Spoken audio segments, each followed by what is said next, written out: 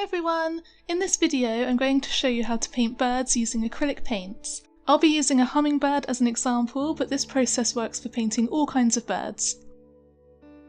If you'd like to follow along with the full step-by-step tutorial for this exact hummingbird painting, you can find it on my Patreon. I'll add the link in the description below.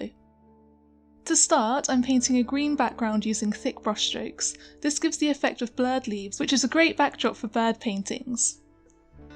It keeps the focus on the bird while setting the scene naturally. To finish the background, I like to add some colourful paint splatters, especially when painting birds. This is obviously optional, but it really emphasises the sense of movement. I've created a separate video showing exactly how I do this splatter technique. You can find that linked in the description too. When painting birds, I always recommend working in 2 layers. This makes the process super easy and it's also really effective. In the first layer, we're just going to focus on blocking in the colours and the shadows, midtones and highlights. We want to get the form and the shape right without having to worry about texture or details just yet. We'll do that in the second layer. For my hummingbird, I'm using mostly blues and turquoises with little touches of pink and orange, but this technique will work with any colour palette.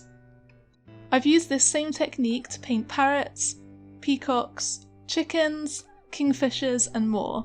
I'll link those videos in the description if you'd like to see this technique in action with lots of different types of birds.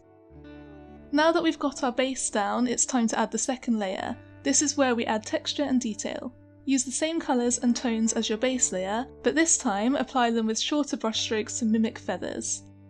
For this hummingbird, I'm using tiny little strokes because they have very short feathers. But if you're painting something like a parrot, you can use longer, softer strokes to create a fluffier effect. Using a mix of light and dark tones in each area helps to create depth and gives that beautiful effect of the feathers catching the sunlight. I always recommend keeping a close eye on your reference photo so that you can be accurate with where your shadows and highlights fall. Once the feather texture is complete, we can finish up with the smaller details like the eye and the beak. For most bird eyes, I start with black around the inner edges of the eye, and then use a very dark blue-grey for the rest.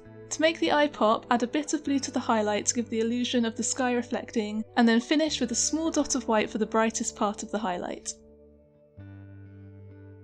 Now we can paint the beak. For a grey beak, mix black, blue and white to create different shades of grey.